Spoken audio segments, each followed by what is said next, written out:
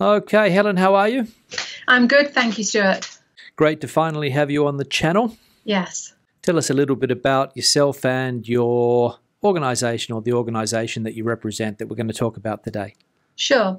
So I'm Helen Weir. I run Age in Spain with the help of 50 or so amazing volunteers.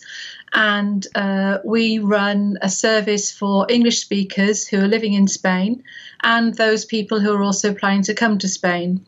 And our overall aim is to ensure that people are well informed, that they get integrated when they come and live in Spain, and that they live a long later life. Good. And you said English speakers, so it doesn't have to be primarily from the UK or Ireland. It can be people from the States, Canada, anybody here who has an English-speaking background, right? Absolutely. And our committee is made up of people from different countries. And although British people have been, in the main, our clients in the past, this is expanding. And we're delighted to support people from the US and other countries. And what are some of the main services that you offer? Yeah, so we offer three main services. The first one is about information, because without information, nobody can do anything. So we have a really good website with lots of information guides on, covering all sorts of issues that you need to be aware of when you're living in Spain. How-to guides on practical steps on how to, for example, get your digital certificate, which has become quite important. Information about to keep you up to date with the rules and the laws around residency, but also health and social care and other things that are useful to people. So that's information.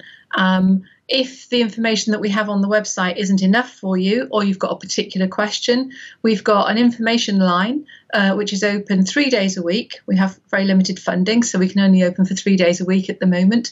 But we handle calls every week of the year, and we give people direct support also via email. Okay, good. And there was a third?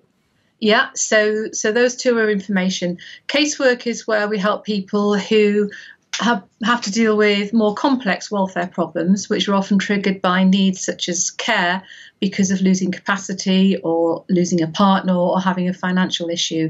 So that's a really important service. And with that particularly, we have a special service for UK military veterans and their families, which is very kindly supported by UK military charities. So that enables us to run a special service for them.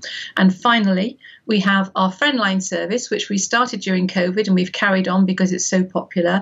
And that provides a regular weekly call from a trained volunteer to an older, isolated person who wants a new friendship. Good. And has the English-speaking community grown in Spain over the last decade or so, or has it got smaller, or what would you say? It's really interesting, isn't it? Because we've been operating for nigh on 30 years, and obviously the population figures have changed over the years. The truth is that until Brexit and the new changes in terms of people signing up for residency, there were an awful lot of people who were living here but never actually made the change in terms of the numbers. Yeah. And so the population, we thought, would perhaps decrease after Brexit because the rules for getting here are more complex than they used to be. But we are continuing to see an awful lot of people planning to come and live in Spain. Okay, so the interest is still there. Absolutely. Good. Even though there are more hurdles to jump, as you said, if you are coming from places like the United Kingdom. Indeed, indeed. Good. Now, just on those services that you mentioned before, what are the main queries that people have when they call those telephone lines that you've got there, Helen? Yeah. Well, starting with when people start out in terms of thinking about coming to Spain, there's a whole raft of things that people need to consider. One of them, which is very basic, is residency and the different ways in which people can come and to live in Spain. So we provide a lot of information about that. There's also things that are topical, like, for example, the Brits who are waiting for the UK licence exchange. Yeah, complicated at the moment. Very complicated. So we have a guide called Driving in in Spain, which is not just for the Brits, it's for everyone. And it takes you through the ways in which you can drive in Spain and how to go about the process. We get inquiries from people who perhaps might want to bring an older relative over so they can care for them while they're living here in Spain. We get people from other countries whose older relatives have been here for many years and are finding it difficult to manage. And so we help the carer and the older person here to find solutions, which often is about helping people to get into the systems, because an awful lot of people have managed very independently and are not really necessarily aware of what help there is available here in Spain through the very good services, both health but also social care. Yeah, and I imagine one of the big problems people have is the language issue, right? Having to deal with Spanish health services or bureaucracy, getting things done. It can be difficult, and that's where you guys can lend a hand. Yeah, absolutely. I mean, language is a really big barrier for a lot of people. Even people who've learned Spanish, they don't always retain it if they in later life. But even if you do speak Spanish, actually dealing with a difficult situation can be tricky. And if you're helping somebody from afar, you may not yourself have Spanish. So yeah, that is certainly an issue.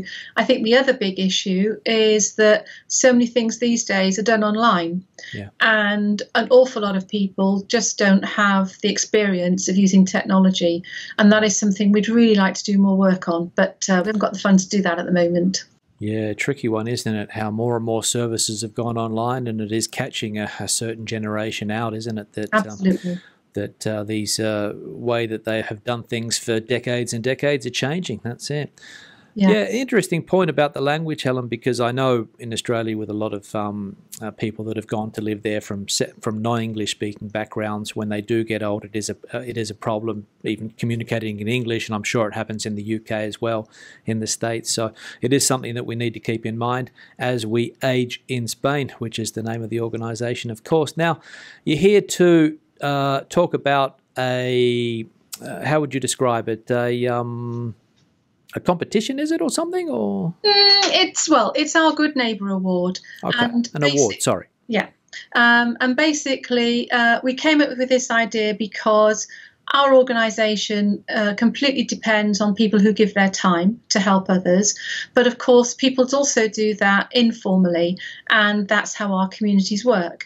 And I think particularly amongst English speakers, it's really useful to have other people to be able to fall back on from time to time when you need help and support. Sure. And so we wanted to find a way of celebrating the contribution that people make to each other as neighbours, or neighbours and friends, etc. So we're launching our first Good Neighbour Award. Okay, first one. Okay, good. Yeah, it's the very first, but I'm hoping it'll become a very popular annual event. And it's really very simple. Basically, you go onto our website, you nominate the person that you think that you would like to receive this award. You explain in a few lines what their contribution is, and it could be something very small on a regular basis. It could be something big. It could be something one-off. We can all think of examples of how we've been helped out by others. And so really this is the chance for people to acknowledge the good work that people do to support each other in a voluntary capacity. Good. And how can people go about nominating? Yeah, so there's 3 ways to nominate. The first is to go on our website. There's a form on there. It just takes a couple of minutes. Just click on the form and you put the information in. If you haven't got access to the website, but you've got email, you can send an email to info@ageinspain.org and give the information there. And you can also ring our info line. And if you haven't got access to the internet at all, and make your nomination over the phone. And perhaps, Stuart, you'd be able to put our phone number on your screen.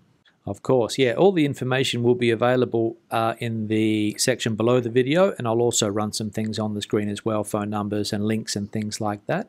Now, what are some of the things? Well, I went to the website and saw you've got a personalised message or something from the British ambassador. Is that one of the... Indeed, and the UK ambassador to Spain, Hugh Elliott, has agreed to chair our panel of judges. Okay. It's an international panel of judges, sounds very grand, and the award closes on the 5th of December, which is the International Volunteering Day, so a very apt day in which to close the award.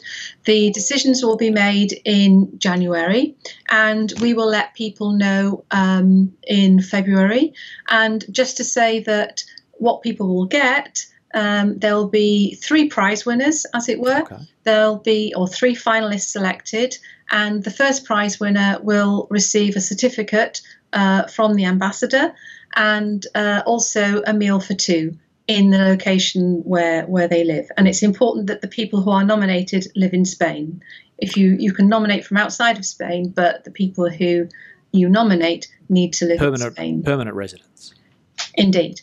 And also the other 2 finalists will also get a certificate to celebrate their award. All right, good. So the Good Neighbour Award. Do you have any other similar things throughout the year, Helen, just to get an idea? Sure. So every couple of months or so, we pick on a topic that is in the news or is very relevant to people, and we do a feature on that. So, for example, in the new year, we've got a new guide coming out called Moving to Spain, and that is going to be a very comprehensive ebook with lots of information to help people plan their life in Spain. And it includes real life stories and video clips, so that it's not just the same as a lot of the stuff that is out there. It's actually about real people's experiences and what the goods and the bads, so that we can all learn from other people. Yeah, which is important to point out as well, because not everything can go as according to plan when you are living in a new country. And I think, I don't know whether we spoke about this in a brief chat that we had a few months ago, Helen, but a lot of people come with an idea that Spain is something that might not live up to their expectations, right?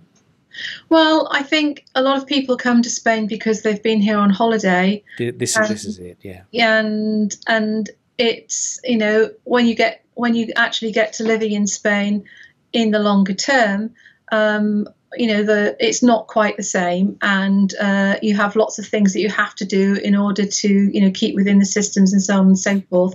And I think even if you speak Spanish, dealing with the bureaucracy and that language difference, it has its impact. So it's not always as easy to get things done as you perhaps might presume. And of course, culturally, Spain is very different to other countries. So we all have a lot to learn when we come here.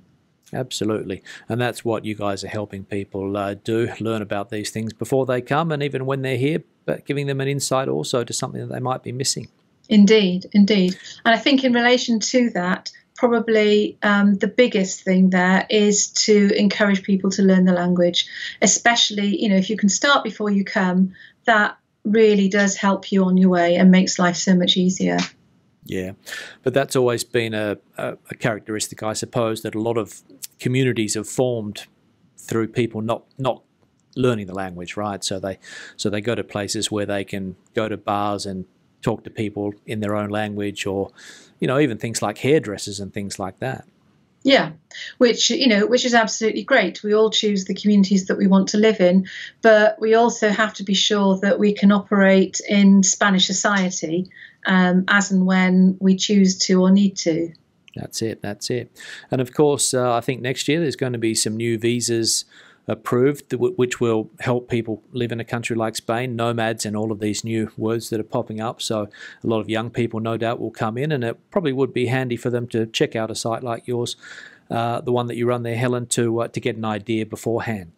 Yeah, I mean, there's a lot of interest in the digital nomad visa, and the details aren't out yet, but we know it's happening. We'll just have to see, how helpful that is to people in reality, because it's not necessarily going to be a carte blanche to come here and work remotely. There are going to be conditions attached, as with all the other visas.